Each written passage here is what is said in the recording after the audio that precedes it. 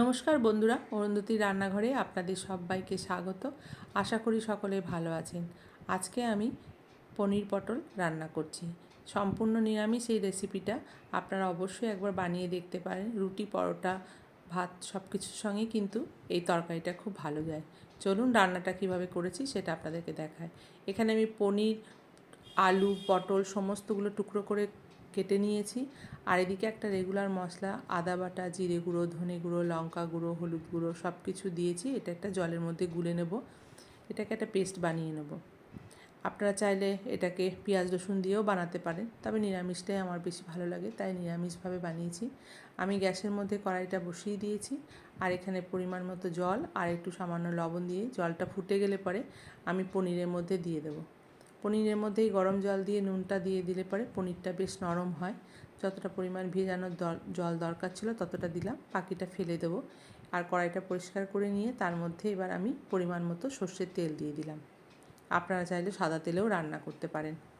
এখানে আমি একটু হলুদ দিয়ে দিলাম। এবার হলুদটা দিয়ে পটলগুলোকে দিয়ে দিলাম। এবার পটলগুলোকে একসাথে সব দিয়ে ভালো করে একটু লাল করে ভেজে নেব। এইভাবে পনির রান্না করলে পরে কিন্তু নিরামিষ দিনে বেশ ভালো হয়। আর যারা পেঁয়াজ রসুন দিয়ে করতে চাইছেন তারা একই পদ্ধতি, কেবল শুধুমাত্র পেঁয়াজ আর রসুন কুচিটা অ্যাড করতে হবে। সেটাকে যেমনভাবে আমরা আগে ভেজে কষিয়ে নিতে পারি, তারপরে মশলাটা দিই, সেইভাবে পেঁয়াজ রসুনটা দিয়ে রান্না করতে পারেন। তবে আমার মনে হয় এই রান্নাটা নিরামিষই বেশি খেতে ভালো লাগবে। পটলটা ভাজা হয়ে গেছে। এবার ওই তেলের মধ্যেই আমি জিরে ফোড়ন আর তেজপাতা, শুকনো লঙ্কা দিয়ে আলুগুলো দিয়ে দিলাম। আলুগুলোকেও বেশ ভালো করে লাল করে ভেজে নেব। আর এদিকে আমি যে পনিরটা ভিজিয়ে রেখেছিলাম সেটাও কিছুক্ষণ ভিজিয়ে জলটাকে ঝরিয়ে নিয়েছি। আর তার মধ্যে এবার একটুখানি হলুদ গুঁড়ো দিয়ে দিলাম। আর এটা একটু ফ্রাইং প্যানে একটু হালকা করে ভেজে নেব। আর একটু সামান্য সর্ষের তেল দিয়ে দিলাম, দিয়ে গোটা ফ্রাইং প্যানটা একটু নাড়িয়ে পুরোটাই মাখিয়ে দিলাম তেলটা, যাতে লেগে না যায়। এবার তেলটা গরম হয়ে গেলে পরে পনিরগুলোকে দিয়ে দিলাম। আর দিয়ে এবার একটু হালকাভাবে ভেজে নেব। এদিকে আলুটাও ভাজা হচ্ছে। আর পনিরটা এইভাবে ফ্রাইং প্যানে ভাজলে পরে সুবিধা হয়, এই কড়াইয়ে ভীষণ লেগে যায়। তো আমি ওই জন্য আলাদা করে এটা ভেজে নিচ্ছি। আর এদিকে আলুটাকেও ভেজে নিচ্ছি। দেখুন পনিরগুলো ভাজা হয়ে গেছে। এবার গ্যাসটাকে অফ করে দিয়ে এটা এর মধ্যে রেখে দেবো, পরে আমি এটা তরকারিতে অ্যাড করব। আলুটাও বেশ ভালো করে ভাজা হয়ে গেছে। এবার আমি যে মশলাটা রেডি করে রেখেছিলাম সেই মশলাটা দিয়ে দিলাম। আর ওটাকেও খুব ভালো করে কষিয়ে দিলাম। কষানোর পর তারপর একটুখানি স্বাদ মতো চিনি আর নুনটা দিয়ে দিলাম। দিয়ে এটাকেও খুব ভালো করে মিশিয়ে নেব। এবার আমি টমেটো বাটাটা দেবো, কারণ প্রথমেই টমেটো বাটাটা দিলে পরে কিন্তু আলুগুলো না খুব ভালো করে সেদ্ধ হতে চায় না, কেমন যেন সাদা সাদা হয়ে তাকিয়ে থাকে, ভাল লাগে না।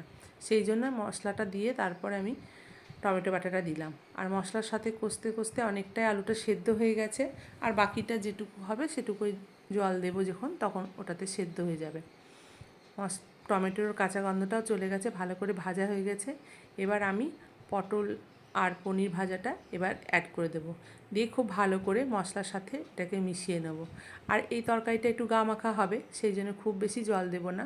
ওই মশলা ধোয়ার বাটিতে একটুখানি, এক বাটি আর একটুখানি জল দেবো, যাতে একটুখানি ভালো করে সব জিনিসটা সেদ্ধ হয়, ভালোভাবে মিশে যেতে পারে। তো এইভাবে আমি জলটা দিয়ে দিলাম, দিয়ে এবার এটাকে ভালো করে মিশিয়ে এটাকে এখন সেদ্ধ হতে দেবো। কালারটাও কিন্তু বেশ ভালো এসছে দেখুন। আর পনির আমাদের সবারই মোটামুটি পছন্দ হয়, কিছু কিছু জন হয়তো অনেকে পছন্দ করেন না, কিন্তু এইভাবে রান্না করে দেখবেন, খেতে বেশ ভালো লাগে। আর পটল একঘেয়েমি একটু অন্যভাবে ভালো লাগে। আমি এখানে গরম মশলাটা অ্যাড করে দিলাম। তরকারিটা আমার রেডি হয়ে গেছে। আর ঘিও দিতে পারেন, আমি ঘি দিইনি। এবার আমি এটা বাটিতে তুলে আপনাদেরকে দেখাচ্ছি। দেখুন দেখতে কেমন সুন্দর হয়েছে। আমার রেসিপিটা যদি আপনাদের ভালো লেগে থাকে তাহলে অবশ্যই একটা লাইক, কমেন্ট, শেয়ার এবং চ্যানেলটিকে সাবস্ক্রাইব করে দেবেন। পাশে থাকা বেল আইকনটা প্রেস করে দেবেন, সবার আগে নোটিফিকেশানটা আপনাদের কাছে যাবে। ভালো থাকবেন, সুস্থ থাকবেন। দেখা হবে নতুন একটা রান্নার ভিডিও নিয়ে। ধন্যবাদ।